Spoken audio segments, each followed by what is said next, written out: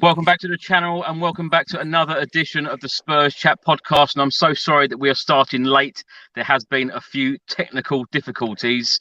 We've overcome them now. I have three very special guests tonight to talk about Tottenham's 1-0 win at the Amex Stadium. We've just beaten Brighton and Hove Albion 1-0 with a Harry Kane at goal. It's been an emotional day, but to talk through today's game, as I say, I've got three very special guests. I've got actor Ricky Norwood back with us. Ricky, how are you? I'm very well, my friend, very well. Super proud of the boys and their efforts today, and just super proud that we won and with a clean sheet and, you know, the togetherness and, oh my gosh, what a game for so many different reasons. But always a pleasure to be on with you guys and can't wait to get into it. Well, lovely to have you back. And also back on the show is Kimberly Chambers, of course, Sunday Times best-selling author, the latest book, The Family Man. Kimberly, how are you?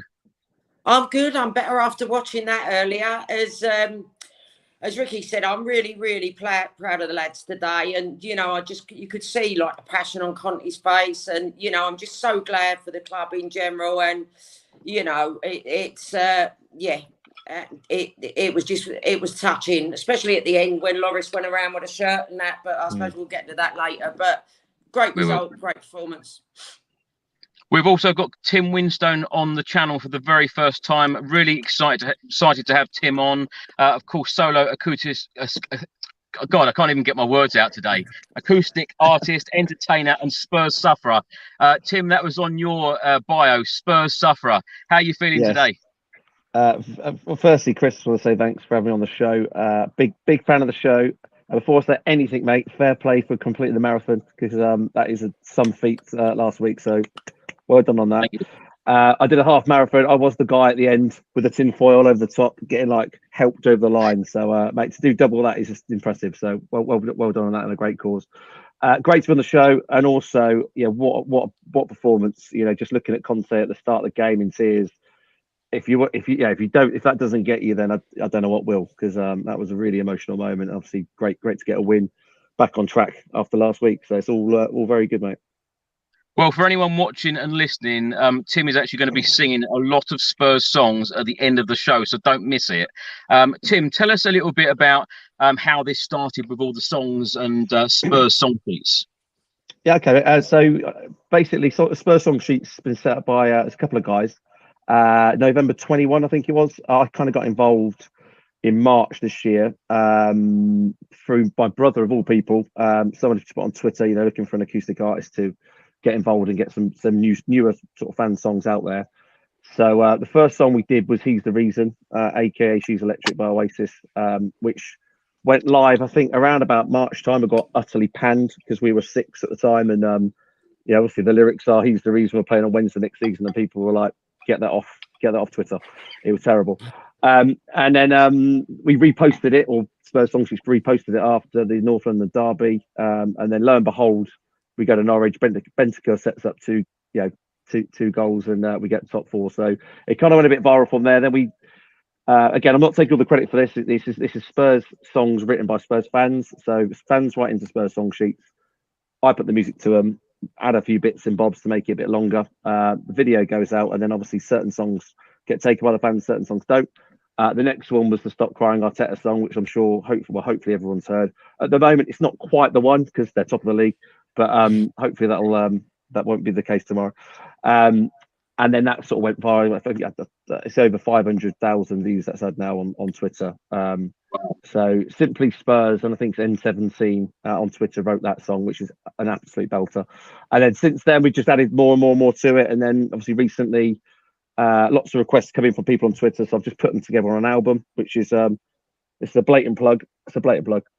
So it's called From the Lane. So you can get that on SoundCloud. So if you check out Tim Winston at Spurs Song Sheets on Twitter, you'll find the link. It's a free album. We're not trying to make money out of this. It's just completely, you know, songs out there for Spurs fans to listen to before games and in pubs and what have you. And then that will constantly get added to. So we're up to about 23 songs now, which are mostly sort of, you know, 2-minute chants. And there's a couple of obviously the Oh What a Nights and all the other sort of popular songs on there. So yeah, it's been an absolute blast for the last 6-7 months, and long may it continue. Well, I cannot wait to hear these songs at the end of the stream, so do stay around for that. Ricky, let's get straight into it. Brighton 0, Tottenham Hotspur 1. We remained third in the Premier League. It was an emotional day. We got the 3 points. It was a good performance today, though, wasn't it? It was a fantastic performance, and even more so. I mean, Chris, let me ask you a quick question before I start my rant. How are you feeling this week? You've been, you've seen the Gooners, gone to Frankfurt, you've had a marathon. Do you know what I mean? And you've gone up to Brighton as well with train strikes, etc. Are you feeling Are you feeling tired at all, or are you feeling little bit run down at all? Well, you can tell because I can't even get my words out this evening. I'm absolutely exhausted, if I'm honest. But it's been an emotional week for lots of different reasons. Very emotional. Doing the marathon for me personally, that was very emotional. I actually hit the wall at about 16 miles, and I was wearing the prostate cancer T-shirt. And this girl actually come up to me and said, "Thank you." And I said, "Sorry, what do you mean?" She said, "My dad has just been diagnosed with prostate cancer, and it's people like you that are helping people like my dad," and then burst into tears, which made me very, very teary. And I thought, like, my legs are aching, but just get going and finish this marathon. And I tell you what, that was a really great moment for me to finish it. And of course, went to Frankfurt. Spurs created a number of opportunities, didn't win the game, but so emotional, of course. The death of our fitness coach in the last couple of days. It's been very emotional. Everyone concerned with Tottenham, and today just felt like just get the job done again, and get the 3 points, which we did. Yeah. So I mean, if that's how you was feeling, right? Can you imagine what the boys were feeling? And I think we need to take this into context. I mean, he's been around since November, right? Gian has been around since November. And you look at the bonds that he's got with every staff member and every single player.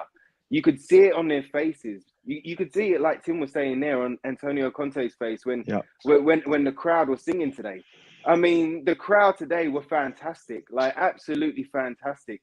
The fact that they not only supported the boys, throughout a football match, but they supported the boys and the manager and all the staff through a bereavement at a time like this. Can you imagine what just that happening can take out of you? And we can all say, do it for him and go out and perform for him.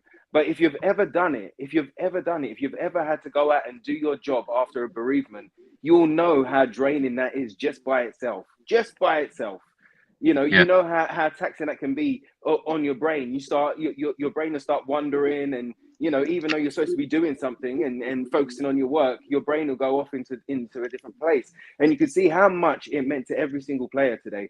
So there was a whirl of positives today. There was a lot of positives that we'll go into and we'll break down. But for the boys to be able to get up, do the job, have a clean sheet, score the goal. Do you know what I mean? Come away from Brighton, who haven't lost at home this year, and have an emotional response with the boys from the beginning right up into them to the end. To see those pictures right at the end there, like Kim was saying there, with Hugo going around as our captain, holding that shirt, and the response from the crowd and the flags. What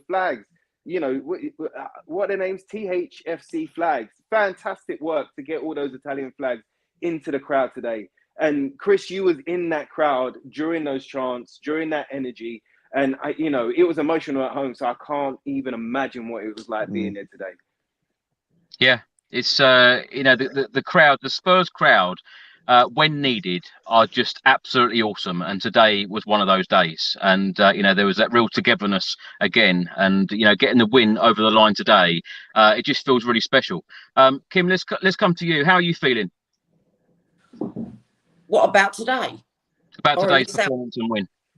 Oh, about yeah. No, I mean, I like a lot what Ricky said. I agree with. I saw the flag thing go up the other day on Twitter as well. I think there was 25 flags or something they were getting. The lads did a marvellous job to get all that. I mean, it creates the vibe, the atmosphere. But you could see. I mean, I've never seen. Obviously, none of us knew that Jean-Pierre was like ill at all. It was shocking news when it broke, and I don't think I've ever seen such heartfelt words and such wonderful words from footballers. I think most of the team sort of put such lovely, he must have been one hell of a guy, you know, because some of the players, and you could tell that it's not something that their agents knocked up for them. You could tell that come from the art, you know, what a lot of them put out. And yeah, I mean, obviously, I watched the game from indoors, but like, you know, Conte's eyes, you know, filled up in the interview before, and the same when Kane was being interviewed after. You know, he was choked up. Look, you know, you could tell that they were all near to tears, and I think it's just so good that it would have been a tragedy today, more than us letting in a late goal or something. It was just so good that we won that game for that wonderful man we lost, you know, because he's obviously given so much to these players, you can tell. And the fact they've pulled that off for him, you know, obviously it's going to take them a long while to get over the loss of him. But, you know, all they can do is do him proud now. If I can just put as well, so just again, I've got a bit of detail on this. So this is how good our the Spurs community is, and I've kind of learned this in the last 6 months, sort of getting involved from the sort of Spurs song sheet side. So, you know, THFC Flags organised that. The guy that runs Spurs song sheets sort of promoted it. You know, getting flags into the ground. They donated their own money. There's people running around London, giving flags out, collecting flags to get sort of 50, 60 flags out there today. So it just shows you, you know, when it hits the fan, yeah, everyone kind of comes together, and it's just really. And again, just to point out, there's going to be loads of flags as well on Wednesday. So people that go into the game, the Frankfurt game on Wednesday night, you know, there'll be plenty of flags there as well, showing the respect he clearly deserves. So it's just brilliant to see the sort of fan base come together at time of need, you know. Just before I come to you, Tim, on Ventrone, just wanted to get your thoughts, Kim, on the sad passing of John Duncan today.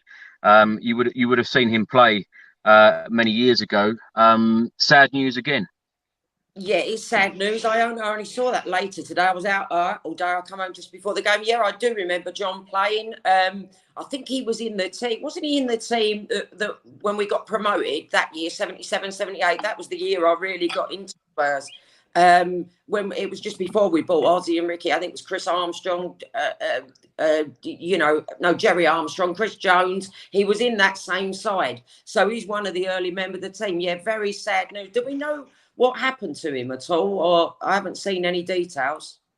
Not at the moment. I was inside the stadium when I found out this sad news, so I don't know too much about it at the moment. Tim, let's come to you on John Piero Ventrone, because as Kim said there, he meant a lot to the players. Only been employed by the football club since November 21, of course, come along with Antonio Conte. Harry Kane said a remarkable man. Richarlison said a huge inspiration to me. Doherty come out and said an amazing man.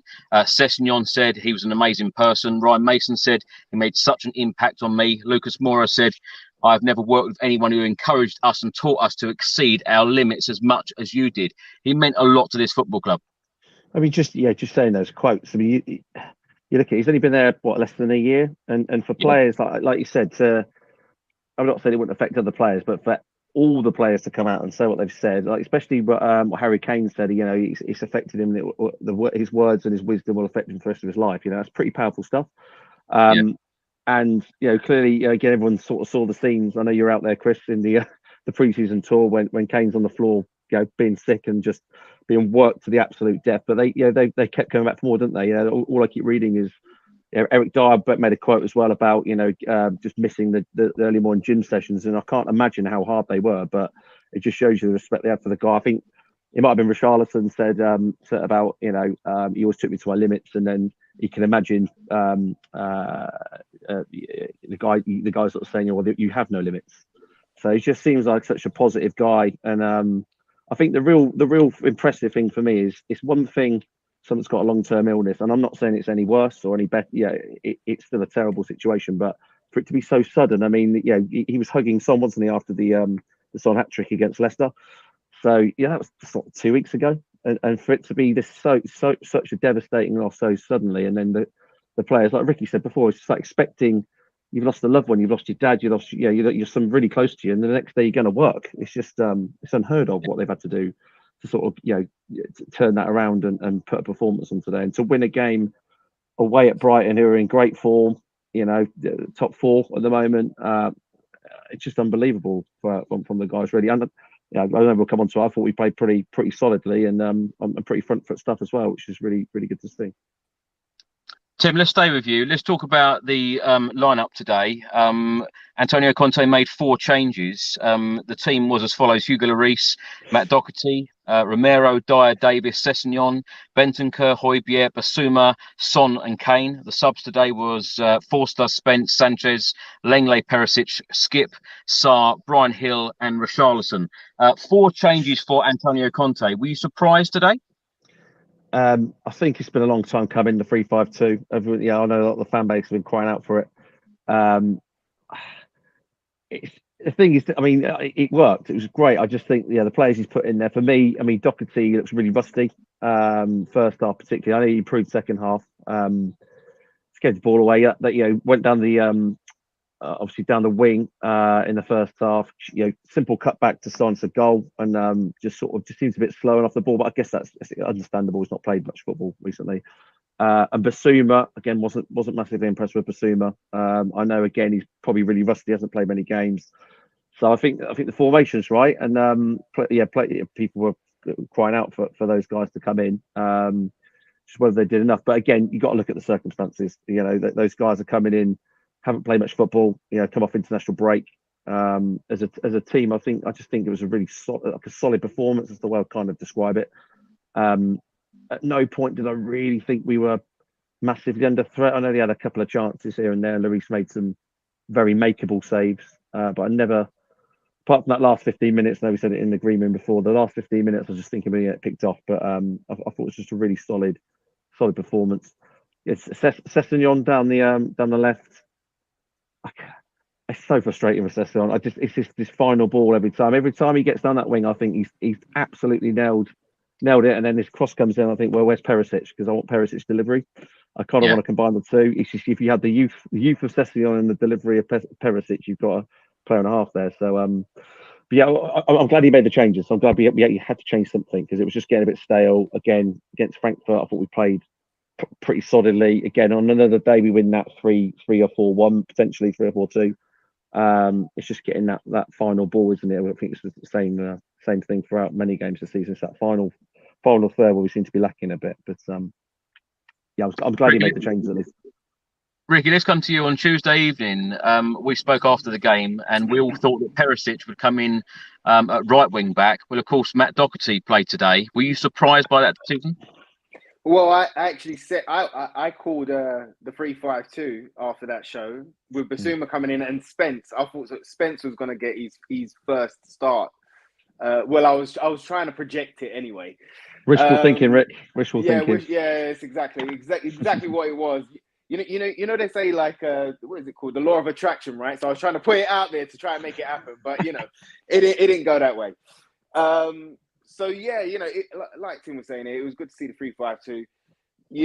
I feel that there was loads of positives. There were a couple of negatives today, but I think there was loads of positives today. I think that Doherty wasn't awful. I know Tim was saying there, but it's his first game in ages, especially in the Tottenham shirt. But his positioning was cool. Go on. He looks like a right wing back.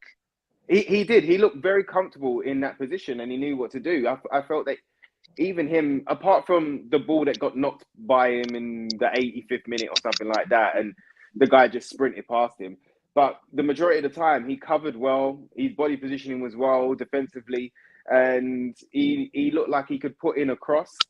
He didn't find everyone, but it looked a little bit better than Emerson's crossing going on. And if the link up between him and Sessegnon as well, it was just off. Obviously, when one of them put a cross in, it just got blocked, or they didn't look up quick enough. But there was that link up for the first time in a long time that we've seen. Sessegnon started and done well for a lot of the time. I felt he's still off, but again, run of games for him. And the fact that the manager trusts him and believes in him, I think there's a lot more to come from him. He didn't rip up any trees, but I thought he done well. That one link up, Rick, didn't they? First half, Sessegnon down the left and that crossed in, and obviously, I mean, it was a tough chance for Doherty to finish. But I remember last season when they linked up. I can't remember the game now, but I guess that's what he's going for, isn't it? It's getting those wing backs down, flying down the wings, overlap on the other side, and hopefully, someone can finish a chance maybe. Yeah, and look at that. Leeds away, I think it was. It was Leeds away. That's it. Yeah.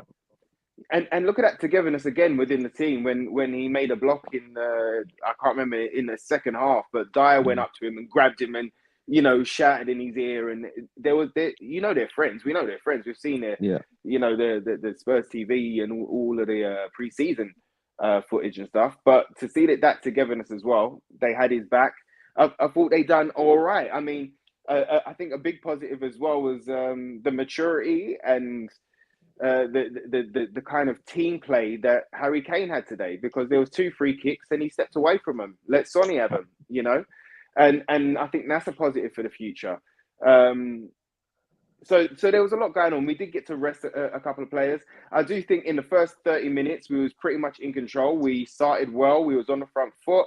I think once we scored, and after about 30 minutes, as soon as Højbjerg lost that first ball, for that last 15 minutes of the first half, we backed off and we started to kind of play within ourselves.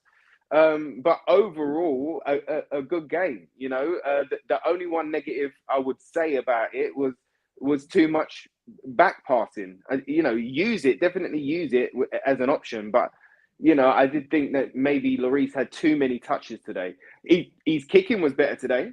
It wasn't great, but it was better than last week. So there's a little improvement. But I thought there was just too much back play today, and I think there should be more forward passes. And the last thing on Basuma, his game changed as soon as he got the yellow card. I like that in the first half he was doing first time passes and trying to get things off quickly and trying to increase the pace of the play. But after that yellow card, that all changed and he became a lot more conservative. Kim, let's come to you. Were you surprised that Conte made 4 changes and changed the formation today? Not really. I think everyone was crying out for the 3-5-2 even before the Arsenal game. I think we was all hoping. I think a lot of us feared we'd get overrun there, and we did. And so I think in changing it today, it was another tough away game with a team that got a good record, and especially at home. And I don't think we could have afforded to sort of go out any other way and be overrun there. I thought. Davies comes, he just slots back in like an unsung hero every time. He's not played, he's back in. He's, he's one of these players you don't notice so much. He's there, but he's just so reliable. He deserves a special mention. I thought Dockett. I thought for his first game back, especially after the comments that were made about him, and you hit the nail on the head, Chris, when you said he looks like a right wing back. You just think after today's performance. I noticed as well, Dyer going over to him. Obviously, they are pals, wording the bit of encouragement. He had a really bad injury. It must be so hard when you come back from an injury like that, And, but he does look like, I even thought I know sort of he didn't get that early crossing and he sort of messed up, but he could have put it across. But he got himself in the position and I don't know. It's just, you think give it a few more games, and he can create, so many chances than perhaps. I know Emerson's good at defending, but attack-wise, he lacks for me going forward. And I thought Basuma, I don't know what's gone wrong with Basuma. I was so excited when we signed him because I just thought, wow, what a player. He's always troubled us when we've played against him in the past. I can't understand. It's not like we've brought in a player that's not used to the Premier League. He's been in it for Christ knows how long. I don't understand the issue. Do you? Well, the fact that we're playing 3 centre midfielders, that was a question that I was going to come on to, actually, to ask all 3 of you. Do you think that is our best formation? And do you think that 3 midfielders actually works? Tim, let's come to you on that. Do you know, I think it is, because we've been overrun, haven't we, in midfield last couple of games, if not going back before that. Even some of the games, and I played at the stadium for the Wolves game, and we kind of got overrun in that game, even at home. I just think for the first time in a long time, I sort of watched this in the first half, and it felt in control for me. So, I thought we overran. Yeah, we dominated possession. We sort of dominated the game after that sort of initial phase when they sort of came at us. I never felt in jeopardy at all, and that was yeah, for me that's because we played three in the middle. Had we played that last week, would things have been different? Maybe not. I don't know, but yeah, I like the three. I was trying to watch Basuma intently because I just thought. I think the last game, did he not get an early yellow in the last game as well? And I think that kind of put him off the game as well. The last time he sort of had a run out. West Ham. Yeah, he did, didn't he? He got an early yellow, and again, it's the same thing. Like I think Kim said earlier. Once you get that early yellow, you're always on a knife edge, aren't you? You're the worst thing to get sent off. So I think that three in the midfield is the way to go. It's just what three, isn't it? It's whether it's Skip comes in or whether it's Basuma if he can turn around. But I'm exactly the same as Kim. I am perplexed how a player can be unbelievable. You know, we got him for half the price we probably should have paid for him had he not been on last year of contract. And he just looks bereft of confidence for me. It's just whether that's a run of games that will fix that. I just don't know what the answer is. But yeah, you kind of wish you'd be able to do it. I just don't know what the answer is. It's a shame, really. Rick, same question to you, because Kim mentions there about don't know what's gone wrong with Basuma. Oliver Skip equally must be very disappointed not getting starts. Yeah, but I mean, this is Conte, and he's going to put in who he trusts, right? And it was an important game today. So who do you trust? Højbjerg is ever present. You know, he never shies away from anything, whether that be a challenge or standing up or trying to put a ball over the top or, you know, even taking a shot and scoring. He scored a couple this season himself. Bentancur is the neat, tidy, composed midfielder that can deal with opposition players that surround him, and he can, you know, move his little twinkle toes and get out and try and push the ball forward. He's got the forward pass. So, you know, Conte trusts both of them. And then we've just brought Basuma in. So we're trying to integrate him. I think I think for the first time for Basuma, he's been questioned. I think before at Brighton, he was allowed to blossom and be guided and kind of, you know, coached. And I think he blossomed into the team. But right now he's being questioned. You know, Conte's like, no. Hold tight a minute. I love what you bring to the table, but this is what we need you to do. You know, look at the discipline that the Højbjerg and Bentancur had against Frankfurt the other night. Every time that a defender went forward, whether that be the left centre-back, Longley, or Romero or something like that, they all slotted into the defence and they all covered each other. And especially if you're playing in a two, you need to be very disciplined. Both ends of the pitch, plus with energy, plus with stamina, plus with guile, plus with intelligent movement and passing. You know, in a three, it's a little bit easier in the sense of you've got more people to cover. But again, it's a different job. So right now he's being questioned. It's not his ability is being questioned. It's can you turn up your tactical IQ brain and get to doing what I need you to do. You know, Conte is very militant. He drills those players, and routine is a really important part of his process.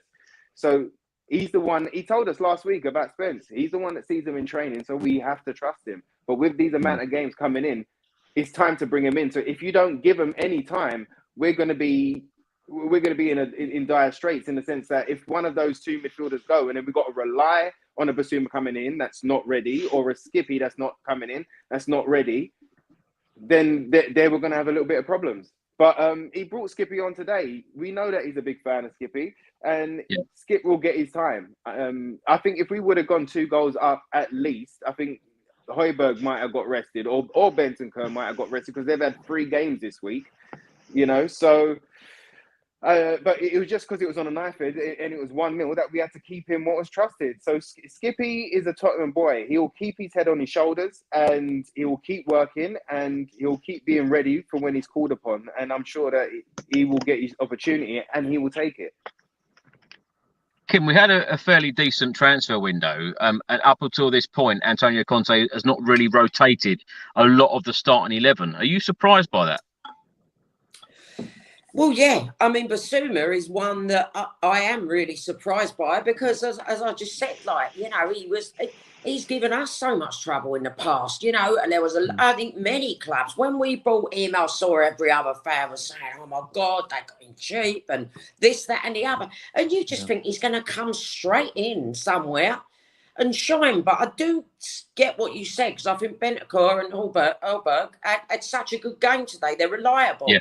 But I mean, the transfer window, you know, I mean, Richarlison, I think he's doing the job and it's great. I mean, when Kane got the knock towards the end of the day, I thought, oh my God, no, like, is he going to make Wednesday? But, like, you know, and obviously he said in the interview that he was fine. But at least, you know, you got Richarlison there. So he's going to get games, whatever, Richarlison, you know.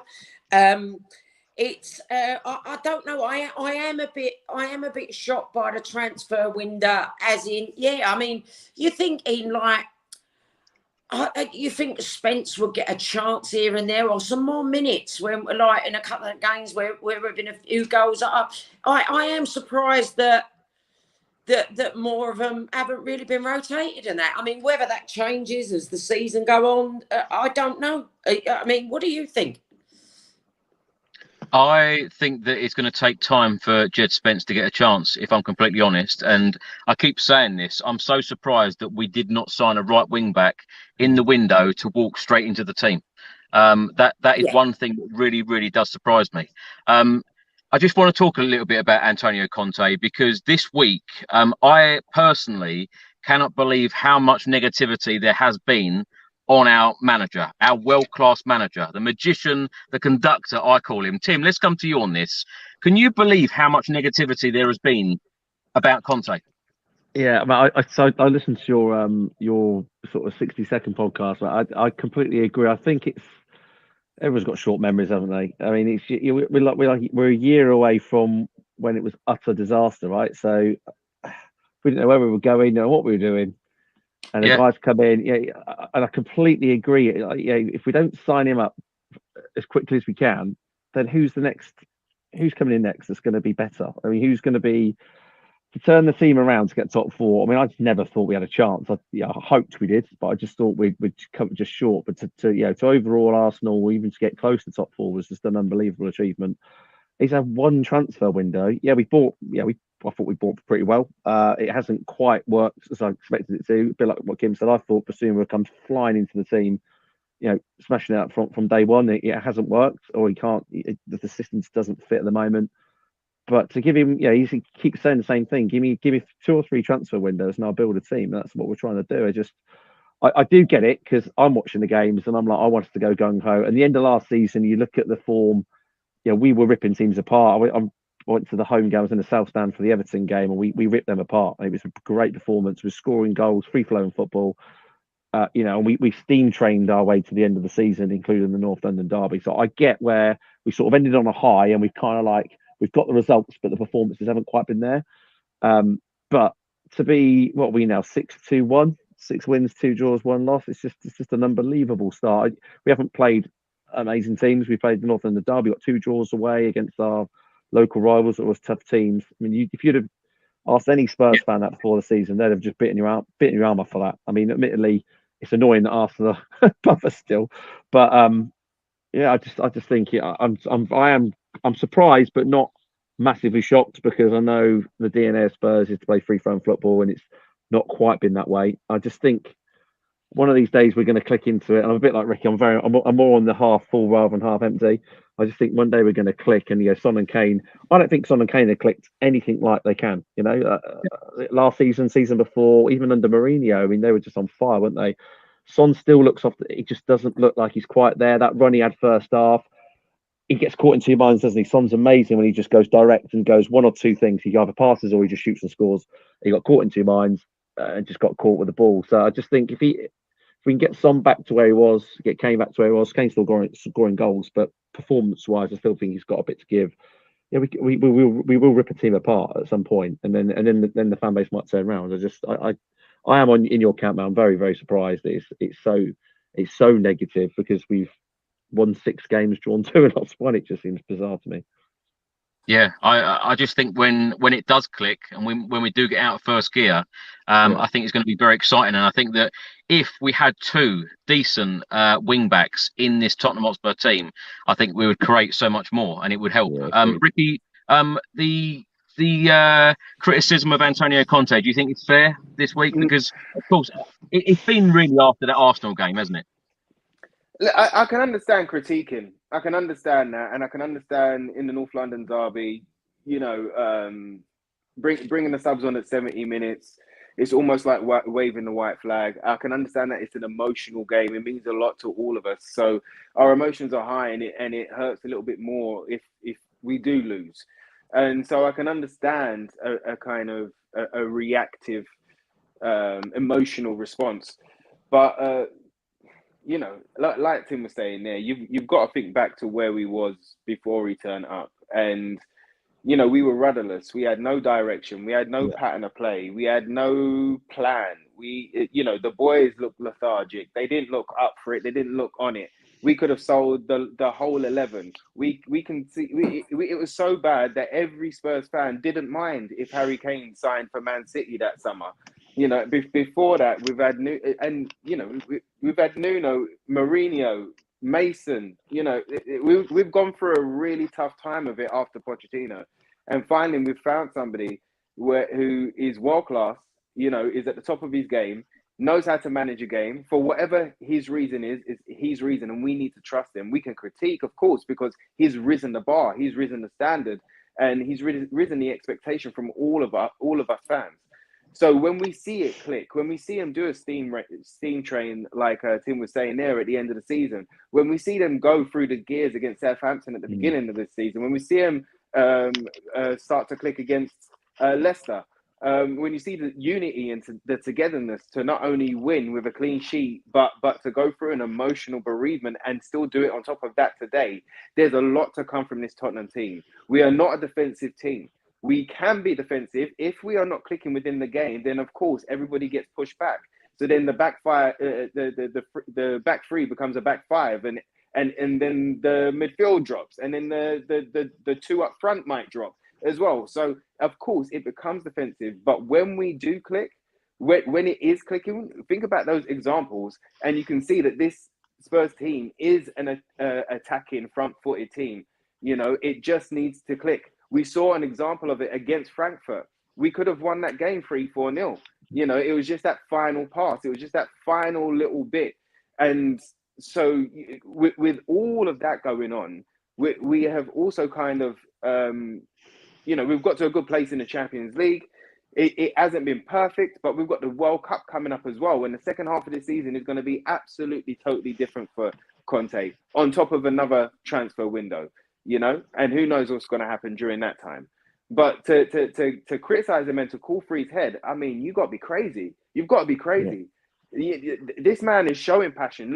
Look at him. He went up and he appreciated every one of those away fans. Chris, you was there. You can verify it with your own eyes.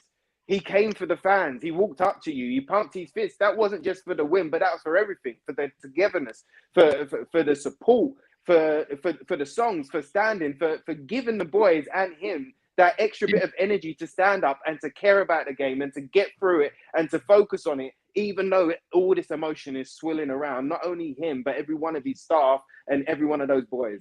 Have I cut the stream? Oh goodness. I thought I crashed it then, bruv, with my rant. But no, you know, full passion. I love it. Yeah, no. I think that you can critique him and you can hold him to his own standards. But to call for his head or to call for the sack right now is absolutely bonkers. You know, we've got a man with a mission that wants to be at Tottenham, that is loving it, and that is up for the mission of getting us to the place that we all dream to be. We've got a director of football that's working in tandem with the manager that we've got right there, who wants to kind of do and progress and fulfill this mission. You know, Levy, I know there's a criticism about the war chest, but Levy released those funds early so that we could get started early. Should have we done more? Of course we could have. Of course we should have. But we've still got another January window to come. So listen, trust him, back him. When they're dipping, roar them on. The same way you did today, the same way you did against the Gooners last year, the same way you do every single time to the home fans and the away fans that go and watch this team. When you're called upon, you do always deliver. And when they're dipping, we need to start delivering even more. Pick them up. Don't doubt Conte. Trust him. Every time there's a bump in the road, he sees it first and he goes to work and he puts them boys to work and holds them to account. So trust him. It's not perfect right now, but it's coming. It was so nice today, actually. Just as we were kicking off, the crowd was singing Antonio Conte's name, and the fans hadn't sung it in the previous 2 games at Arsenal or at Frankfurt away. So that was nice that was back today. Kim, let's come to you on the same subject, Antonio Conte. Do you think it's unfair criticism over this last week for him? Yeah, I do. And I actually think he did the right thing, bringing the players off with a game on Tuesday. The game was gone. I'd rather bring more defensive players off and keep the score down. I wouldn't want to lose 5 there or 6. You know, the game was gone. We was getting nothing out of that. I know you might say different. I was watching it indoors. It might be different if you've travelled and gone a lot of miles and paid for your ticket. But for me, I think he did the right thing to try and keep the score down. I also think that we're really missing Kulusevski at the moment. I love Kulusevski. He brings us something different. The way he runs at people down the right, the way he can just come up with a peach of a goal. I think he brings, where we haven't got the right wing back we need, he gives us something down that side that we do need. The way he sort of just weaves in it. He's just like such a big leg to run at defenders. They don't know what to do about him, you know. So I hope his injury is not too thing, but I think I've just got to pick up on something you said, Chris, about the wing backs. I think that they're still our biggest problem, and I do agree with you that was the one issue. We was all sitting here this time last season and saying, oh, like we only have with these wing backs. You know, we're looking back, I suppose, to like the Rose and Walker, the days when.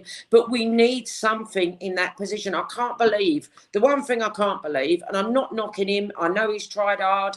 And he can defend, but he's not in the right formation there, is that we've started the season with Emerson. I just can't. Yeah. And he still can't cross a ball, you know, and I don't know whether he's ever going to be. I really wish him well. And I've seen all the reports about he spent all this money and to improve his game, and that's wonderful. And he does seem like a really good lad.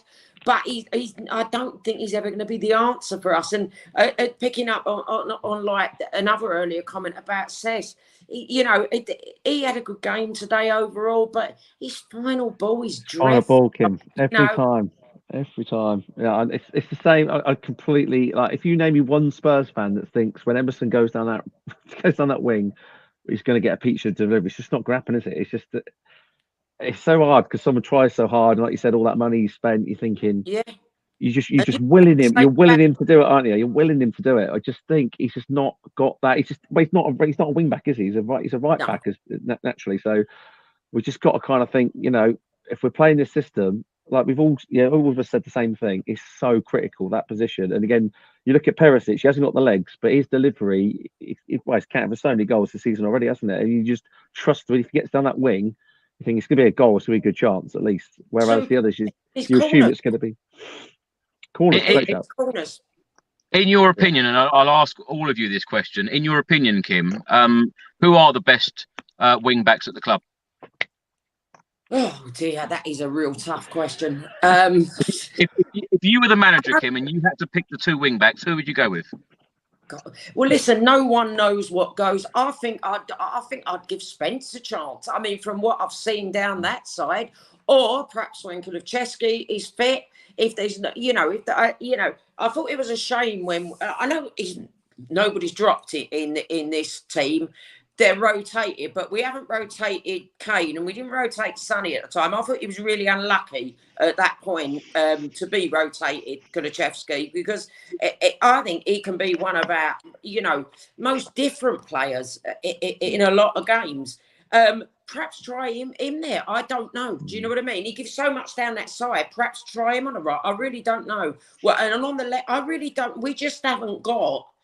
They're the 2 positions that really. I'm not saying Sess can't be good in the future, but he's got to learn to cross the ball as well. Because every time, like him and Emerson bomb down there or whatever comes off of it, you just can't see, especially with Emerson, a final result. And that was the one thing about Doherty today that I did feel, even though he obviously wasn't match fit, it was his first game. I did feel like a couple of times he went down. That, as you said, Chris, he looked like a right wing back. Do you know? Yeah. The hope's got to be the docket of last season, that little purple patch he had, because he was on fire, wasn't he, for 3 or 4, maybe 5 games before he got injured. It was at Villa, wasn't he? He got injured. Yeah. And his creation at that point was amazing. I mean, if you could get him to that, at least you solve kind of one problem. Well, maybe temporarily. Maybe it's not good long term, but I thought he was, again, I went to the Everton game. He was unreal against Everton at home last season when we won sort of 5-0.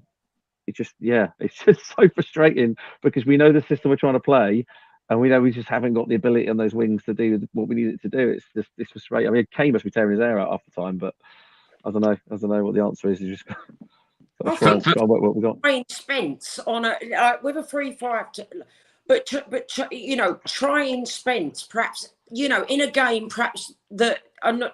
Obviously, there's no games you're expected to win in the Premier League, but perhaps in a game we're more expected to, win in a home game, and just give him a chance and see what he can do. Because really, when you look at it, sometimes we haven't got anything to lose by trying him. It's not like he didn't have a good season. Obviously, we have no idea what goes on in training or whether he's ready, but you're never going to know if he's ready unless you give him a chance. There's no point playing him, perhaps, if we get, Blackpool or someone in the League Cup, because we're not going to know if he can cut it in the Prem. I don't know what the answer is really, but as you said, Doherty could be a short-term problem down one side, and I suppose Sess the other. Going back to the question, but obviously Perisic is great, but not got the.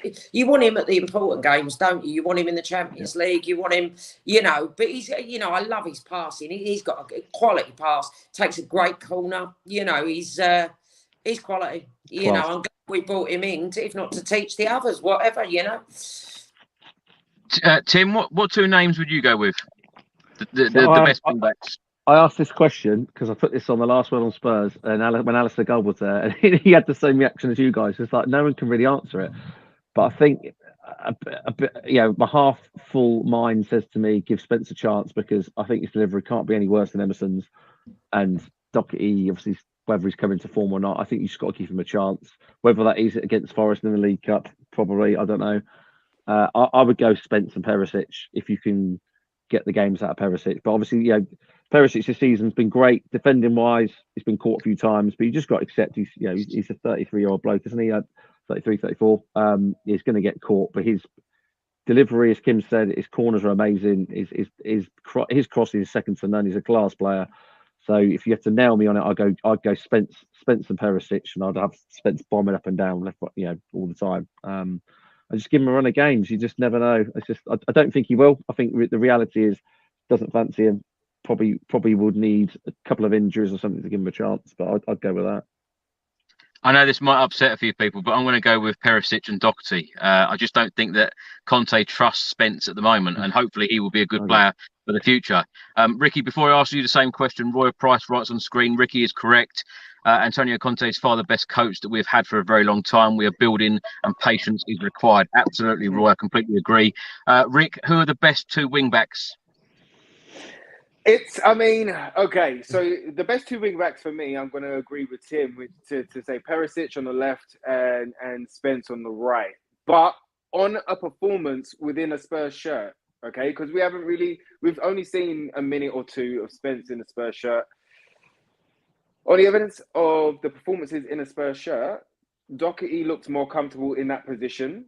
So if you're gonna go that way, give him the run of games. But what I would like to happen, if you're gonna start with Doherty, then at least try and bring Spence on last 15 minutes, last 20 minutes. Bring him into the game. Like, let him have a little feel, because exactly what you're all saying.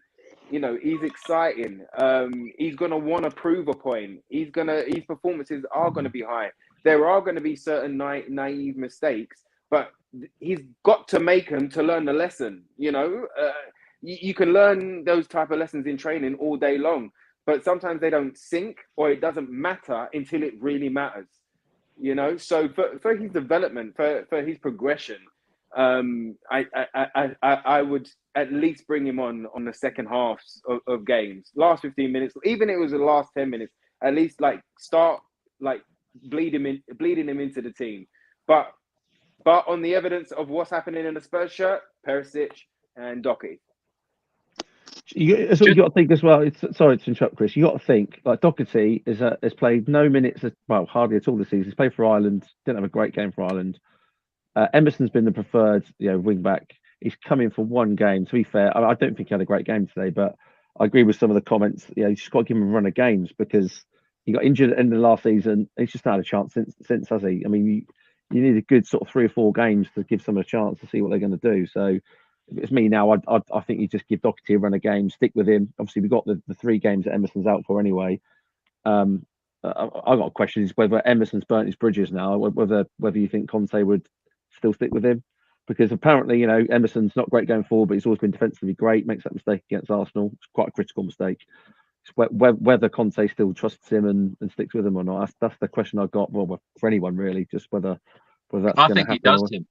I think he really likes him. I think he can see improvements, and it's funny because Ricky's face the other night when I said that I can see improvements in Emerson Royale. He tried to take a man on the other night, which was an improvement. But as you said, he's suspended for the next couple of games, so it should be interesting. Comment on screen now says Sessegnon was man of the match today. Personally, for me, I'd give it to Pierre-Emile Højbjerg or Ventrone. I thought them two in midfield were absolutely sensational. Kim, who would your man of the match be today? The two you've mentioned, or Eric Dyer, or even Ben Davies. I thought he come back, done a wonderful job. Just did his job as he always does. He's very underrated. I think because don't know. I just think there was the 4 that stood out for me was Davies, Ventrone, Højbjerg, and I think Dyer had a good go. Tim, for me, again, Kim just mentioned it there. So honestly, I hated Eric Dyer not that long ago as well. That whole sort of bum fart that he would have. All my sort of old junior mates, they just laugh now because I just literally just keep raving about him. I watched him intently today. God, I think he gave the ball away once. I think he made a couple of critical interceptions. He's just been. If there was ever a most improved player that no one ever wants to win that award, did they at kids football? It'd be him. He's just been absolutely amazing for me. Played well for England. Just solid, dependable. He's in the right positions. Cuts the pass out. He reads the game so well.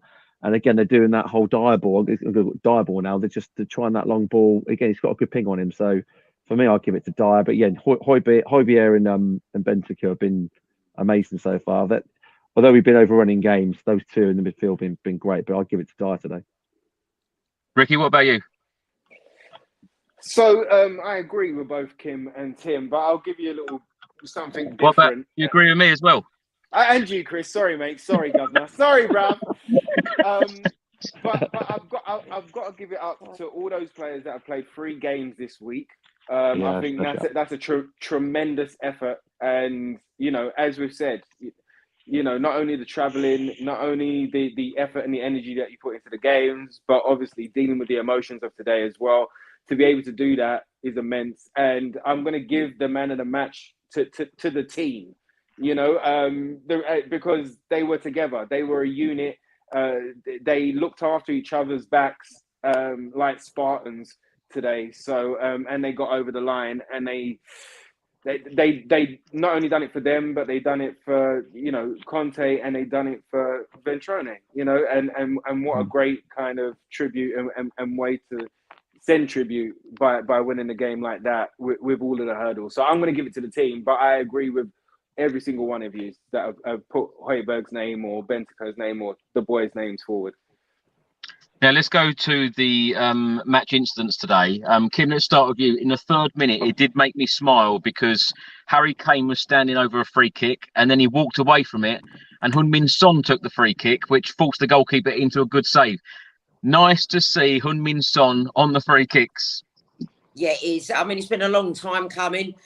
I know Harry likes scoring a goal, but you've got to, I think, where we keep seeing him score, put some beauties in for South Korea, you've got to give him a chance. And we haven't got Eriksson no more, or that really designated free kick taker. So I think it's about time. Harry hasn't had a lot of luck with free kicks. I mean, you obviously not dissing Harry, you couldn't wish for a better player and penalty taker.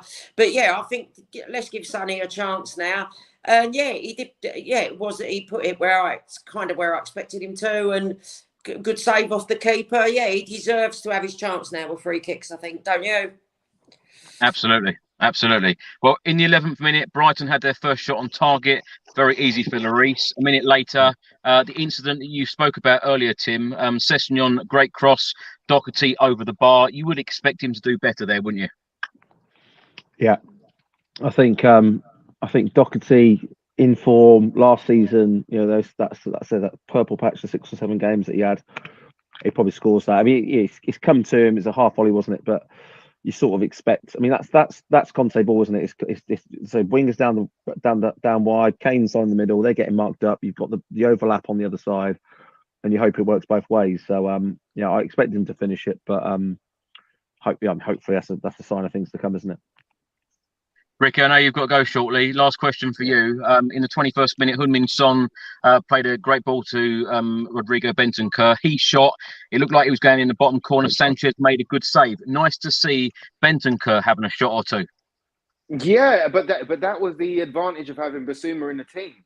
You know, you saw Bentancur making those runs, not only into the box, but being available just on the edge of the box or overlapping and again, creating chaos. You know, the same with Højbjerg on the other side. He was everywhere. He was everywhere and trying to make things happen and trying to keep the ball ticking over and taking responsibility for everything. So, you know, the fact that Bentancur could have a shot like that and he's encouraged to take more shots, I think it's a good thing for the team. You know, it was unlucky. It was a great shot, great strike. He was unlucky not to score there, but you know, that could be a sign of things to come. Well, Ricky, I know you've got to go now, so thanks so much for coming on, and tell everyone where they can find you on social media and what you're up to at the moment. Everyone knows where they can find me by now. You can find me at Ricky J Norwood on Twitter and official Ricky Norwood on Insta. Yeah, I've got a few events. I've got a few events and bits and pieces going on. So when I can announce something, I will let you know. But listen, do not miss out on the Tim Winston rave at the end of this show. He's gonna rock everybody's world, and I'm upset that I've got to miss it. But make sure you guys stay locked for that, man. It's gonna be immense. I'm gonna watch it back later when I get in. But always great to be on. Chris, thanks for having me, my friend. Kim, lovely to see you again. Tim, you're the man, bro. Keep rocking the crowd with all the songs and keep them singing, my friend. Keep them singing. Yeah, man. And what a great win to the boys. Well, thank you, Ricky. And have a good time in Watford tonight. I'm going. I'm getting out of here. Love, guys. Take it easy. Yeah, bump into the 16 managers they've lost in the last couple of years. Oh, mate. I'm going. Get out of here. Love, guys. Kim, let's come to you because, of course, the goal came in the 22nd minute. Harry Kane finished it off with a header after great work from Heung-min Son. Harry Kane, in his celebration, pointed to the sky in tribute to the late Gian Piero Ventrone. A fantastic move from Heung-min Son, who has actually has received a lot of criticism, so far this season from a number of Tottenham Hotspur fans. Is it me? Yeah, sorry, I didn't know if you said Tim or Kim. Sorry. Kim. Yeah, no, I mean, listen, you can't criticise Sonny. Look at him last season. He went for a dry spell last season where he looked a bit tired, looked a bit this. He'll bounce back. He'll be brilliant towards the end of the season. You mark my words. I've always got faith in Sonny. Whether it was meant for a shot or a cross, I don't know. But Harry got his head on it, and I wondered if VAR, well, obviously they were called into it. I wondered if it was going to be given off, even though it didn't look it. You never know these days. You can't really celebrate anything anymore. But I mean, it was a great goal, and but I don't know why Sonny's getting stick. People have got such short memories. Some Spurs. Then again, are these real Spurs fans that come out with all this stuff? You know, it makes you wonder sometimes. I mean, if there wasn't for social media, we wouldn't be hearing any of this. Do you know what I mean? It's I mean, you don't know who's putting these posts up and calling for whoever's head and that, do you? It's but it's very unjust. He's done a lot of travelling recently. Going to play for South Korea and stuff. He looks a little bit tired, Sonny. I'll say that. And hopefully once Kulu's back, but you know, I just hope he's the type. Well, he was all right being rested when he come back on against Leicester. I just hope like he doesn't feel, because Sonny always seems like a player to me, like, you know, like a young lad that needs an arm around his shoulder. I just hope if he's rested for a couple of games, there's no dropped in this kind of formation now. Not with Richarlison there. I just hope if he's rested for a game or two, that he takes it on the chin and like uses that rest time and comes back and does what he did like against Leicester, because that's what rotation's all about. And we've got, you know, 4 good forwards now to do that with, like, Chris, you know. That is now 12 goals in his last 12 Premier League games for Harry Kane, Tim. He's getting very close to Jimmy Greaves' record now. Surely he's gonna break that. Do you know what? For me, again, you look at that goal. So again, I had the same opinion as Kim, but you looked on the line. Yeah, if you actually look at the slow-mo replay, he's looked on the line. He's such an intelligent footballer. It's just ridiculous. He just, you know, he's just timed this one perfectly. He's looked on the line and thought, right, I'm on side happy days. Just had it in. He's just phenomenal, and he still gets doubted. And again, it just annoys me. You know, it's just he's going to smash Jimmy Greaves' record. Admittedly, Erling Haaland might be 2 weeks behind him by the rate he's scoring at the moment, but yeah, he's just incredible footballer, isn't he, for club and country, and long may that continue for us. Hopefully, a new contract. That's the big question mark now, isn't it? Again, I've seen a few things in the press that's not particularly close, but hopefully we do sign him up, because again, he's always there, every game. You look today, it's a 0-0 draw without Harry Kane, isn't it? So it's just an immense footballer. Tim, what have you made of Heung-min Son so far this season? Because I tell you what, that, you know, even Peter Crouch on Tuesday said that Heung-min Son might be trying too hard, trying to be too precise in putting it in the top corner. I felt that Heung-min Son worked extremely hard today, and you know, for those people saying that he's lacking confidence at the moment, when I watched him before the game started in the training session, he was putting every single shot top corner and finishing every single one of them. It's just again, it's the same thing with the people that are criticising Conte. It's just the guy. What more can the guy do to prove that he's a class footballer? Look at last season. Joint top goal scorer in the league. You know, he was just finishing everything last season. I think for me, he just gets into that situation. The way to describe it is the goal against was it Burnley, wasn't it, when he ran through the pitch, right? He's just single-minded, right, I'm going to go and score a goal now. And just when he's in that sort of frame of mind, you can't stop him. He's unplayable. And then when he has a little bit of a dip in confidence, maybe like today, and he's ran through, he's got a couple of options. Do I go Kane? Do I shoot myself? And he gets caught. I just think he's in that sort of no man's land a little bit. And I think Kim said it earlier. Every season he has a dip. It just happens to players. I mean, and Son's no different. He has a dip pretty much every season. I'd say last season was the one season he actually didn't have a dip, or he was just on it all season. But he's just class. I mean, obviously the goal was offside, but he still finished the chance that he got given today, didn't he? I actually thought the Leicester game, like many Spurs fans, you know, that quarter of an hour ridiculous hat trick, you sort of think that's going to be the point he's going to, you know, crack on now and just go back to, you know, to the form he was in last season. But obviously, it might take a bit longer on that. But I just sort of try to see the positive. I know Ricky is now left the thing is more half full than half empty. Just think, you know, Son and Kane for me haven't properly turned up the season, and we're still third in the league now. You know, a point off Arsenal.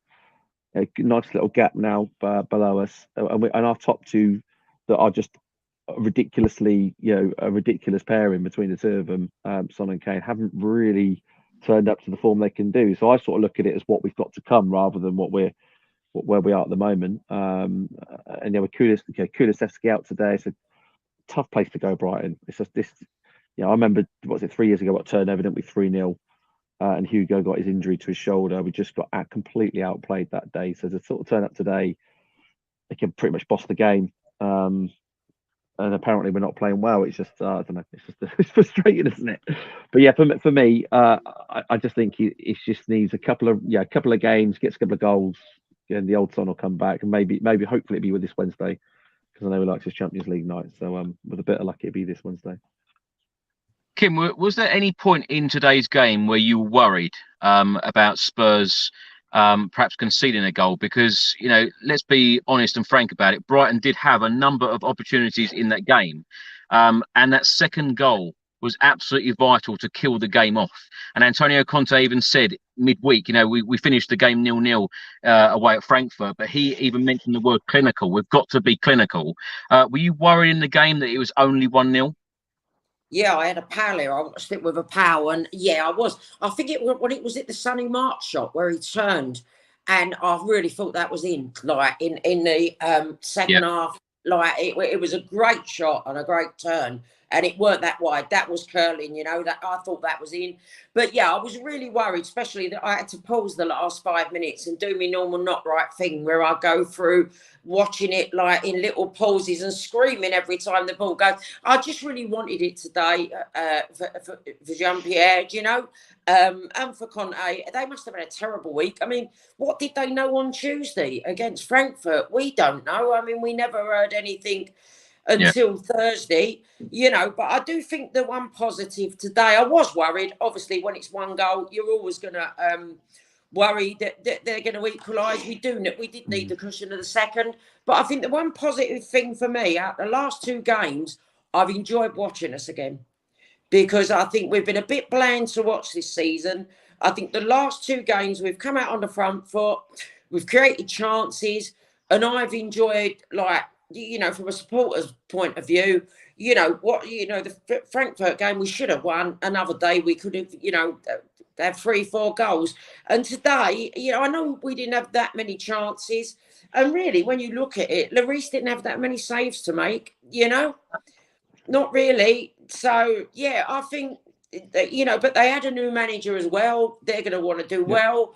Obviously they're at home with him for the first time. But I just think, I think we defended well. We didn't really give them. That's the good thing about Spurs this season. Apart from the Arsenal game, we're not really giving teams that many chances. Hard to beat. I completely agree with that. That's the difference for me. We're really hard to beat.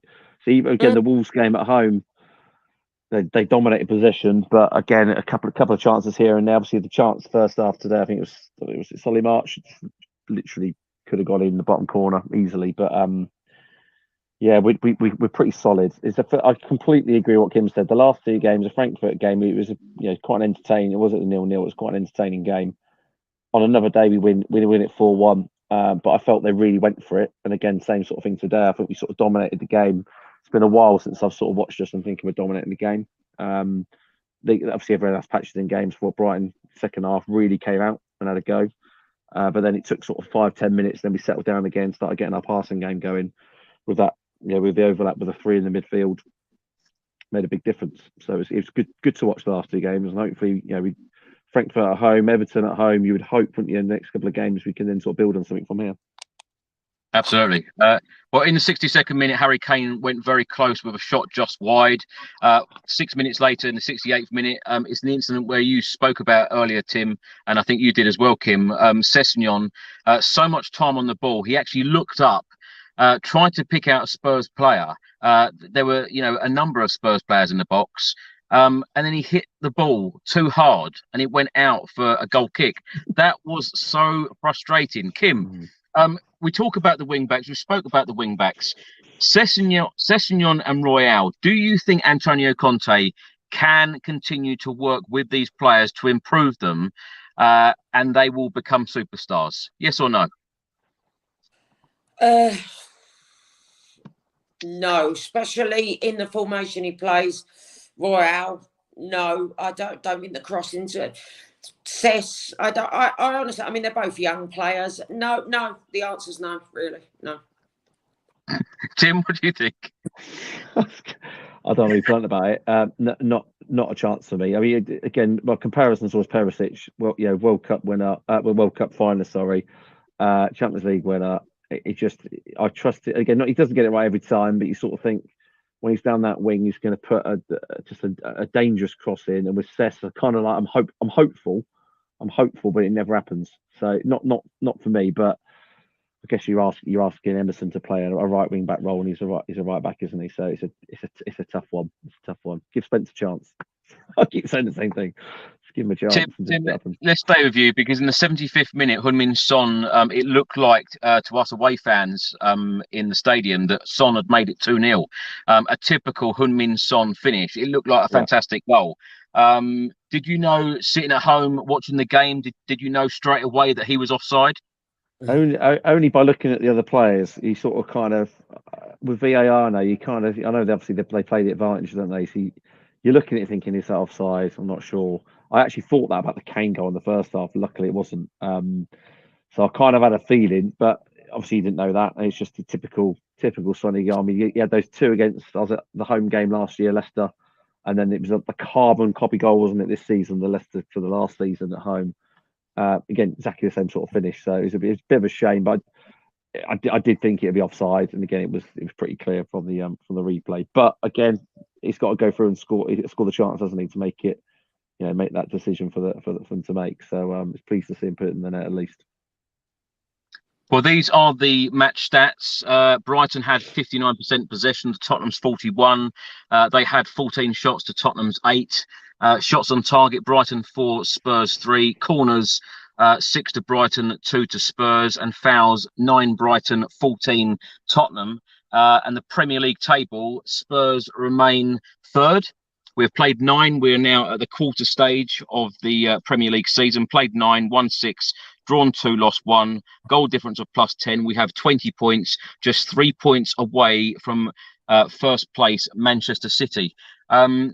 Kim, when you look at that Premier League table and we're a quarter way in now of the season, how are you feeling? Where do you think the Spurs will finish? What's the question?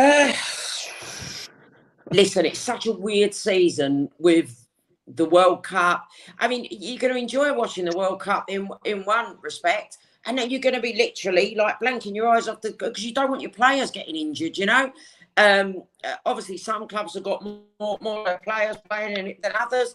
If I had to take a guess where we'd finish, I'd say where we are now, or fourth.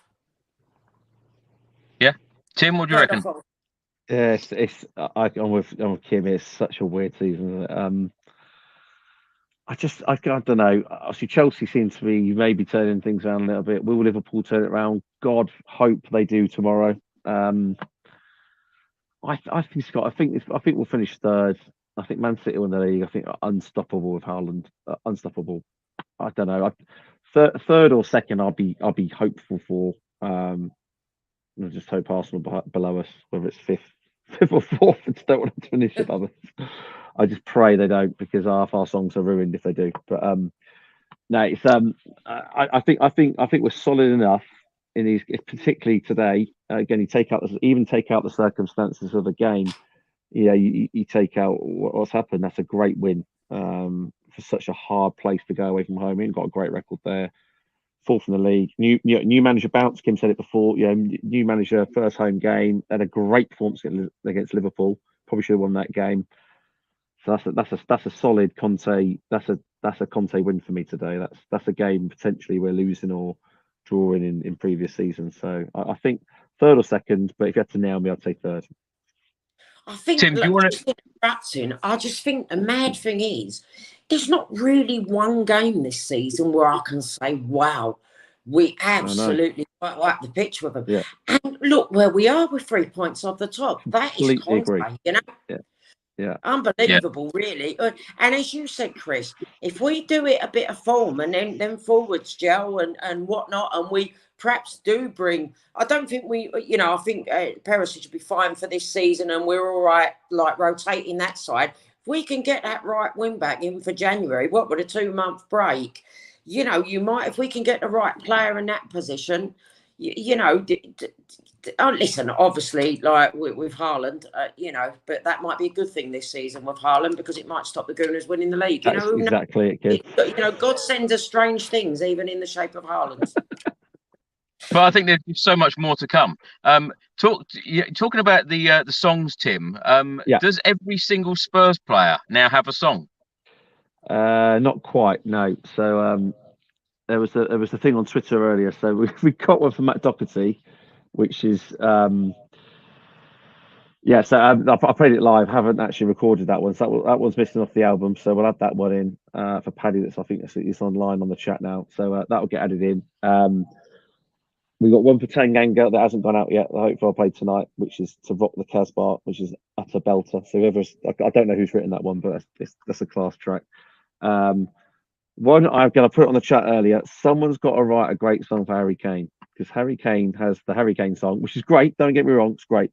But if anyone can think of something different for Harry Kane, we've got a different one for Son, To Chase the Sun, as in the darts theme. There's a few missing. What about Hugo? Again, carry on, Kim. What about Hugo, Tim? Hugo's another one. So there's a work in progress on that. So Rio by Duran Duran. So potentially that one might get filled. I get the main thing. So Kim, my challenge to you, Kim, is write some lyrics for a Hugo song to Rio. Okay, I'll give it a go. I'm good Give it with a go. lyrics. Send it in. The funnier the better. That's the idea. So just to make it clear and tell everybody, Tim, people can actually write songs, submit them to you, and it may then come out. Yeah. So all the songs from Spurs song sheets, some of them have been written by us, some of them, most of them, have been written by fans. So yeah, the Stop Crying Arteta one's a great example. I mean, I'm just a massive Oasis fan, so once that got sent over, that was getting recorded straight away. Various people on Twitter. So just think of a song. If you think some lyrics can fit, again, we've got a few golden rules. So the golden rules, again, for people that have DM'd me and sent songs, it's obviously got to be a catchy song. So the Richarlison song, again, that's got sung at Forest away. Unbelievably, the whole set of away fans, when he put that outside the boot crossing for Kane's goal. To do why did he? So it's a well-known song. Everyone knows it. It fits. It's funny. So the more comedy, the better. The more popular the song that people can pick up, the better. And the whole idea is, rather than you turn up to particularly a home game, which is where we're trying to really improve the atmosphere. If you turn up to a home game, some start singing a song. Not people haven't got the confidence just to join in because they don't know the song. So the whole idea with the Twitter thing is we get it on Twitter, or we put it on. Again, I've just recorded the audio and put it onto SoundCloud. People can download it. People get to know the songs. So someone starts singing them, and everyone sort of joins in. That's kind of the idea of where we're going with it, to make it more inclusive. Obviously, Twitter's worldwide, so people can pick these songs up across the globe. As I said, we're not expecting every song to get sung in the stadium. That's not the point. The point is, we'll just put some songs out there. People that like them will sing them. People that don't like them won't sing them. So it's kind of like an organic thing that we're trying to do. But the main thing is all of the songs we've done to date. So like the Oh What a Night has been around since 2019. So I added like a bit of a middle eight to that to make it more of a song to play live. The Stop Crying Arteta, I played that at the Southampton the Wolves game, and the only place it'd ever been put on was Twitter, and the whole crowd sang it back in the bars. So it obviously proves it sort of works. And then obviously today, in the crowd, you sort of heard the Gimme Gimme song that everyone knows on Kulusevski. He's the Reason, which is the Bentniker song. And then the Richarlison song, they're the ones that stuck. And I'll play it tonight, but the Perisic song's pretty good as well. So anyone has any ideas, write into it. So it's at Spurs Song Sheets or at Tim_Winstone. Just write them into us. We'll give it a go. We'll put it out there. If it works, it works. If it doesn't, it doesn't. The whole thing is it's just trying to put the community together. I think you've seen today how strong our Spurs community is between the fans. It's probably never been better in my lifetime anyway. So long may it continue. Absolutely. Well, Tim, do you want to get ready to give us these songs then? Yeah. Okay, mate. I'm just going to mute this. So hold on. Right. Do you want to just add the other bits? I've added those in. Yeah. Okay, cool.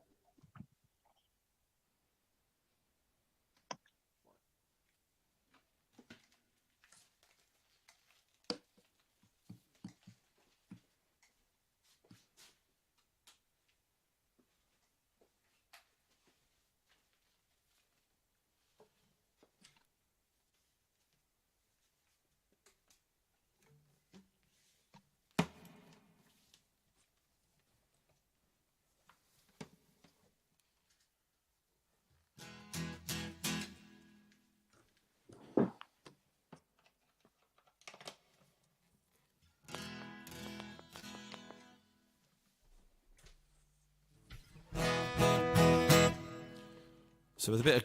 Can you hear me, Chris? Yeah, we can hear you. Cool. Yeah. I think we're good to go. I'll just put this up. Right, guys, so we're going to play a bit of a medley of the Spurs song sheet songs, as we said. Any ideas, write them in at Spurs Song Sheets at Tim Winston. Actually, Tim, one of the microphones is on mute. Hold on.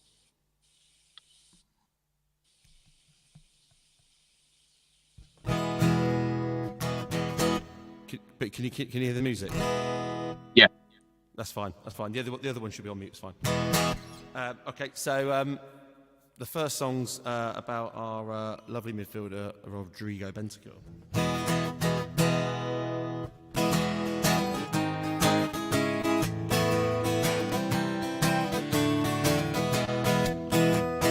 He's the reason we're playing on Wednesday this season. He came with his mate from Sweden, and it's Bentancur.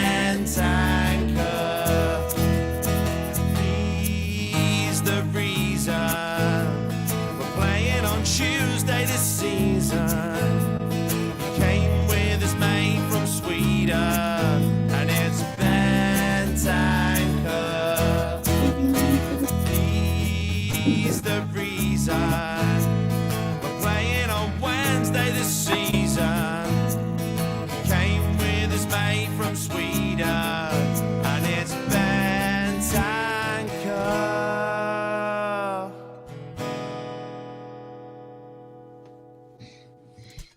This one's about our winger that's currently injured. Hopefully he gets back for Wednesday.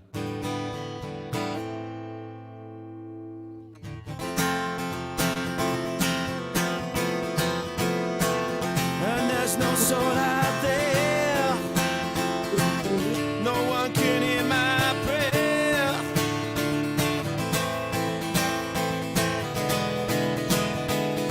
Give me a ginger from Sweden. He came from Juventus and he plays on the wing.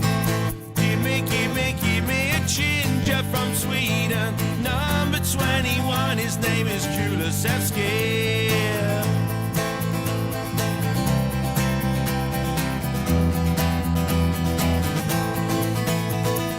Give me a ginger from Sweden. He came from Juventus and he plays on the wing. Give me a ginger from Sweden. Number 21, his name is Kulusevski.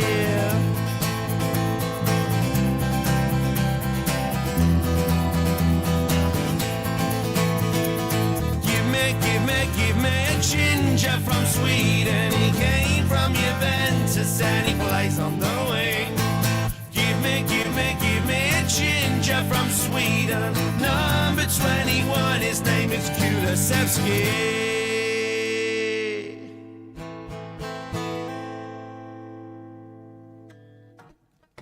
You can still hear it, all right? Yeah. Good. This one's about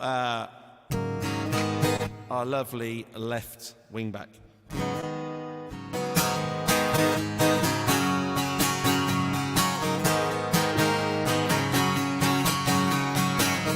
He came to Tottenham to play with Harry Kane, rejected Chelsea to play at White Hart Lane. He's a Croatian who's up and down the pitch. His name is Ivan Perisic. Da da da da da da da da da da da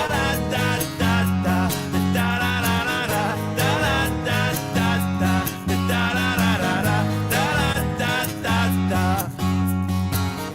He came to Tottenham to play with Harry Kane, rejected Chelsea to play at White Hart Lane. He's a Croatian who's up and down the pitch. His name is Ivan Perisic. Da da da da da da da da da da da da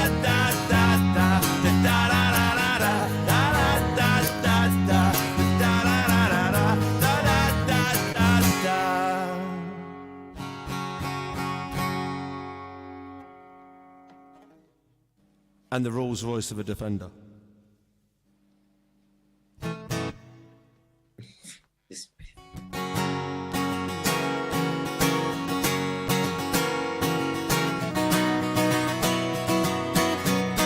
Winning headers in the air all night. He's dynamite, Romero. Sliding tackles like he's Ledley King. Makes Tottenham sing, Romero. Winning headers in the air all night. He's dynamite, Romero. Tackles like he's a Ledley King. Makes Tottenham sing, Romero. Pulling Cucurella's hair all night. He'll make you fight, Romero.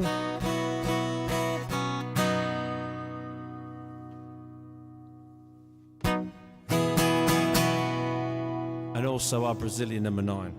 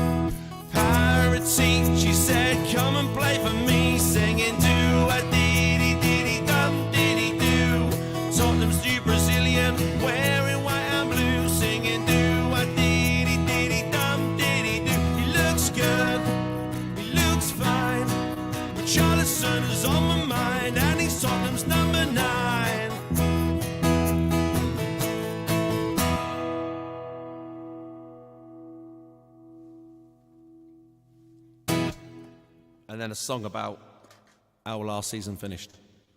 And if anyone remembers, Arsenal might be above us, but they also finished 5th and we finished 4th. So this guy did an interview after the North London derby and he just started crying. So this song's about him.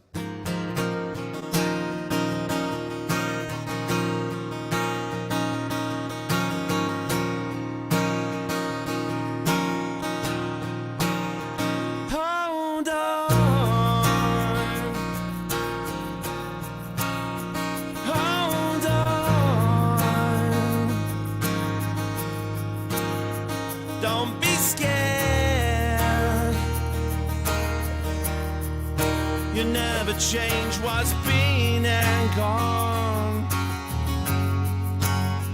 May your hair shine on. Don't be scared.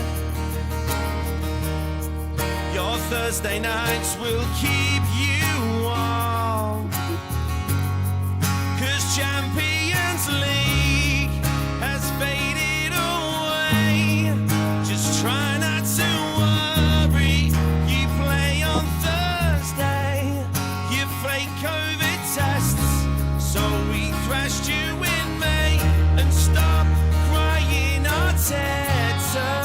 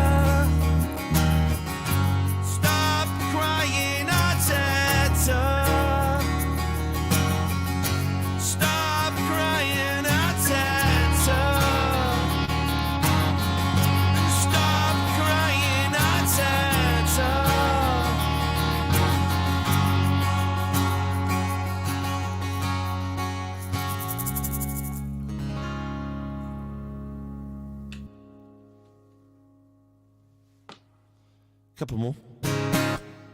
This one's originally by the beautiful South. It's called Rotterdam, or otherwise known as Tottenham will score everywhere.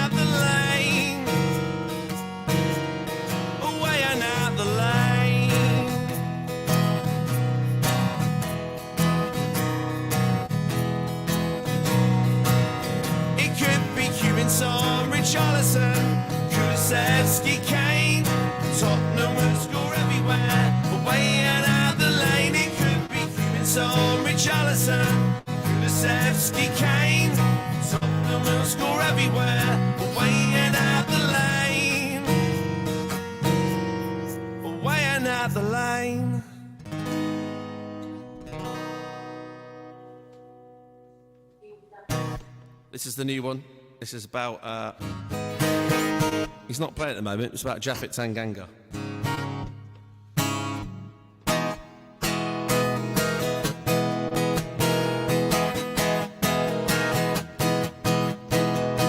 Wingers don't like him. Japhet Tanganga, Japhet Tanganga. No wingers don't like him. Japhet Tanganga, Japhet Tanganga.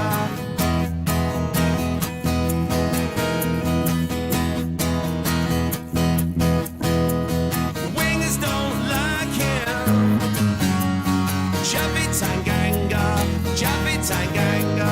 No wingers don't like him. Japhet Tanganga, Japhet Tanganga. No wingers don't like him.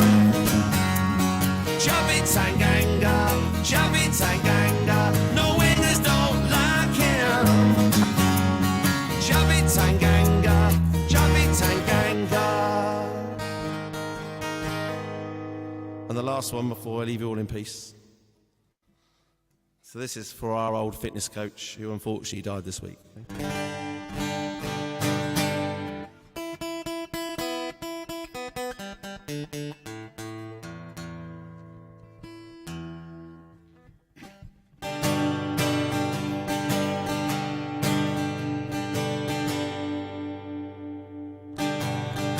You know I can't smile without you.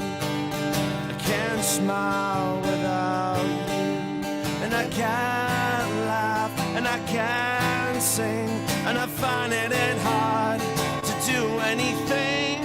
I feel sad when you're sad. I feel glad when you're glad.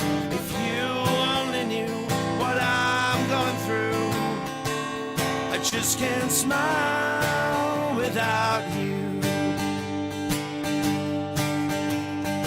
You came along just like a song and brightened my day. Who'd have believed that you were part of a dream? Just like it seems a light years away. You know I can't smile without you. Tottenham can't smile without you. And I can't laugh and I can't sing. And I find it hard to do anything. I feel sad when you're sad. I feel glad when you're glad. If you only knew what I'm going through, I just can't smile without you.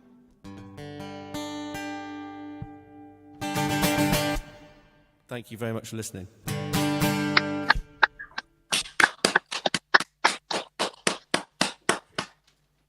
Absolutely brilliant, Tim. Well, I don't know how well that works, but we'll go with it. That was fantastic, mate. Really, really good. Fantastic, Tim. Thanks so much for doing that. No problem. No problem.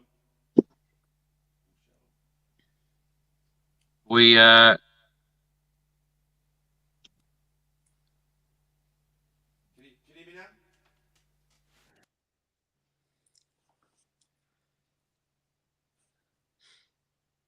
Tim, are you back? We can't hear you at the moment. Kim, let's come to you first. What was your favourite song there? Oh, I love the Kulu one for a start. I love the Kulu one, and I love the I like the Richarlison one as well. But no, I think the Kulu one and the Fernando one, the Romero one. Are you ready now for your? Because I follow them on Twitter. Kim, are you ready now for your turn? Well, do you know what? Yeah, I mean, yeah, you know, Yeah, I Kim. could make a good song, you know, about Harry. Oh, darling, there ain't no leaving us. Do you know what I mean? Bit of Chaz and Dave. Oh, Harry, you ain't no leaving us. Well, get him. No, I can't sing. No, that was Can you brilliant. take him? That was brilliant. Just want to finish on the Frankfurt game in the Champions League on Wednesday. Tim, let's come to you first. What did you make of last week's game away at Frankfurt? And do you think the Spurs will win this game on Wednesday evening? Right. Firstly, I think, again, I get it after the Arsenal game. There's a lot of negativity. I think if you look at the table after the game, it was an absolute must not lose. So you look at the table now, we're on 4 points. I think we're better than Wednesday. I'm being very Ricky Norwood, very half full, not empty, very positive. I just think we get back at home again. We should have won the game away, personally, but yeah, I think we win that game. We're gonna sail through the group. But yeah, I thought it was a well earned draw. I think they had that chance, didn't they? Is it first half when they just the ball over the top and the defence got caught and Hugo made a good save. Apart from that, I can't think of any other time in the game when we were really under that much pressure. Again, in a really hostile atmosphere as well. I know some of the fans that went out there said it was pretty tasty out there. So yeah, it's not an easy place to go. Yeah, they obviously Europa League winners last year, so you can't forget that. So I think it was a really well earned point. It was just an absolute. If we lost that game, we were looking really tough to get through it. So I think get the back end. I am going to make a blatant plug, Chris. Sorry, I am playing in the White Hart Lane bar. So all the songs you just heard, amongst many others, and Chaz and Dave and all that. If you're at the game on Wednesday, get yourself to the East Stand, block 527, level 5. I'll be playing from 6 p.m. So come down and have a beer and sing the boys home to a hopeful victory. Tim, do you have a favourite song? For me, it's got to be "Stop Crying" Arteta, only because I'm just a massive Oasis fan, and it was one of my favourite songs, as in "Stop Crying." And when again, I've got to put a shout out to @Simply Spurs and @N17 that wrote that. Once that got sent to me, I was just, although I do like the "Oh What a Night," and unfortunately, it's looking pretty much like the "Oh What a Night" Senegal after this season. It went away for a few years when obviously we were struggling for Champions League, but we brought it back this season and hopefully Arsenal fall apart. You never know. Stranger things have happened. Like Kim said, the World Cup's going to be a massive curveball in there, isn't it? Injuries wise, I think. But Arsenal one injury away from a Jesus nightmare if they lose him. So I don't know. We'll wait and see. But yeah, for me, it's got to be Stop Crying Arteta. It's just an absolute belter. Kim, what are you thinking ahead of this Champions League game on Wednesday evening at the Tottenham Hotspur Stadium? Well, for once, I'm going to be quite positive, Chris. I actually think we're due a few goals, and after seeing the performance on Tuesday, I think we was unlucky, as Tim said, it like quite a hostile atmosphere. I think we was unlucky not to come away and have scored quite. I can see, especially with everything that's happened at the club, and we want to do the wonderful Jean-Pierre proud. I think that Wednesday could be the game where we do sort of, score a few goals, and hopefully, and it will put us in a great position in the group. And yeah, so do you want a score prediction? Yeah, let's go for it. 3-1. 3-1. Yeah. Oh, right. Tim, what are you going for? I'm going to go 4-1.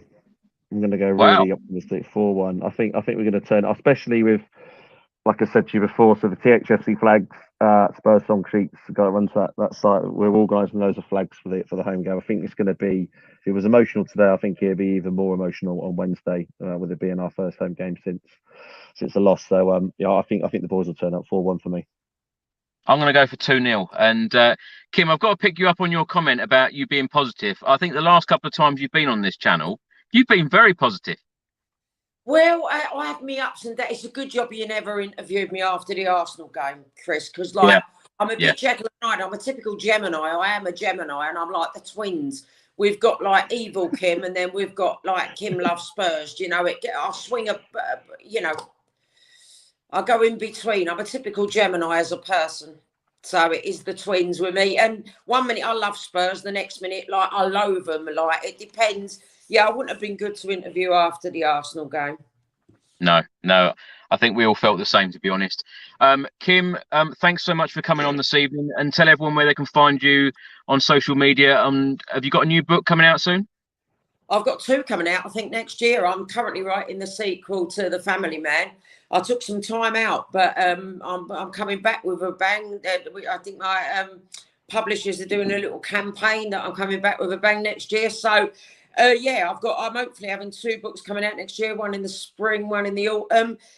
People can find me on Kimberly Chambers on Facebook. It's Kimberly.Chambers on Instagram, and it's at Kimbo Chambers on Twitter. So hopefully within the next few months we'll have book covers and new titles released. And yeah, I'm just working hard at the moment, and yeah, cracking on and enjoying watching my Spurs sometimes. And you know, I've had a good day out shopping today, as women like doing. And life's quite grand, and I'm looking forward to Wednesday. Kim, have you ever got the word Tottenham or any references to Tottenham in any of your books? Oh, loads of them at the beginning. I would players' names, like, you know. Okay. I still do now. I've had Headmaster Redknapp, who told off the villains' children at the private school. I always put, we've had PC Perryman. I did it a lot, especially in the early books. Hey, Spurs did an article on me once on the Spurs Monthly, because I told them it was right early in my career, like, do you know what I mean? But no, I'm going to find it now. I'm going to find it. Yeah, no, they did. I've got a copy here somewhere, I think. I'll have to. I remember chucking out all my old newspaper prints and that, but I think I kept the Spurs Monthly, and they did a big thing about like what I'd called the players in the early books. Fantastic. Well, thanks so much for coming on, Kim. And Tim, thanks so much for coming on for the first time. And thank you so much. Can't thank you enough for performing all of these fantastic songs. And I've no doubt there's more to come.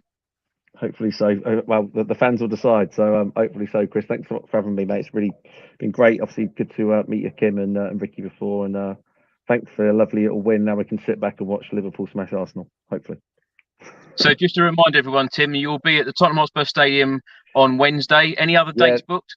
Not as yet, but I've got one. I'm playing a charity event on the 23rd of April next year with Gary Barrett coming down. That'll all be on our Twitter and the song sheet stuff. Again, it'll all be the same sort of stuff we'll be playing in amongst some classic Spurs stuff. So the Chaz and David and you can't smile without you and all that sort of stuff. So yeah, if you're there Wednesday, I'll be there from 6 o'clock. Come and say hi, come and grab a beer and come and join in the fun. And hopefully another Tottenham win. Fantastic. Well, thank you so much. One thing, I've just remembered something. You asked me that question. We had Dr. Sissoko and Nurse Chimbonda. How's that? They're both delivered babies of villains. God bless them. Do you know, Kim, I think after this stream, you'll be sold out, because I think now that we've mentioned that your books contain all Spurs names, people will go and order them on Amazon. So, yeah, great plug there. Great plug.